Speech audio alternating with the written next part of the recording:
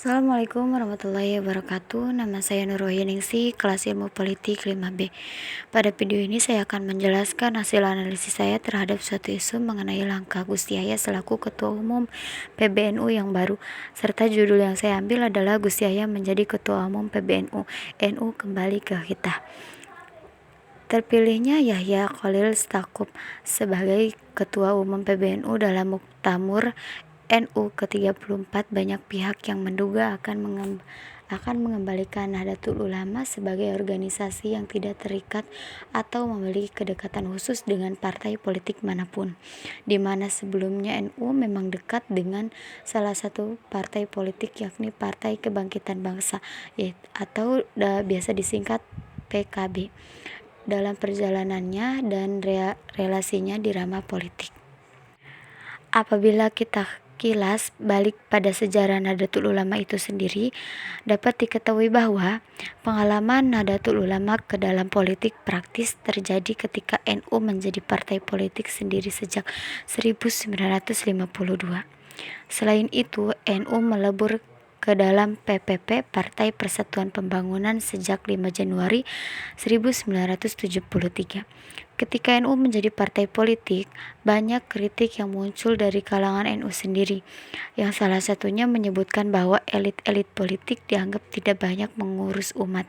Kritik-kritik ini berujung pada perjuangan dan perlunya kembali kepada kita. Akhirnya, gagasan kembali ke kita semakin menjadi tempat pada Muktamar NU ke-26 di Semarang, 5-11 Juni 1979. Meski Muktamirin masih mempertahankan posisi NU sebagai bagian dari partai politik di dalam PPP, tetapi Muktamirin menyetujui program yang bertujuan menghayati makna dan seruan kembali ke kita 1926. Di Semarang ini pula dituliskan oleh Kiai Haji Ahmad Siddiq tentang khitah Nahdliyah, telah dibaca aktivis-aktivis NU dan ikut mempopulerkan kata khitah. Gagasan kembali ke khitah NU semakin nyata setelah Munas Alim Ulama di Kaliurang tahun 1981 dan Situ Bondo tahun 1983. Pada Munas Alim Ulama di Situ Bondo itu bahkan dibentuk Komisi Pemulihan Khitah NU. Komisi ini dipimpin Kiai Haji Kamid Wijaja, Sekretaris HM Said Budairi, dan Wakil Sekretaris Haji Anwar Nuris. Komisi ini berhasil menyepakati deklarasi hubungan Islam dan Pancasila, kedudukan ulama di dalamnya, hubungan NU dan politik, dan makna khitah NU 1926. Hasil-hasil dari Munas Alim Ulama ini kemudian ditetapkan sebagai hasil Muktamar NU ke-27 di Situ Bondo tahun 1984 setelah melalui diskusi dan perdebatan yang intens. Muktamar NU di Situ Bondo inilah yang berhasil mempopulerasikan rumusan khitah NU.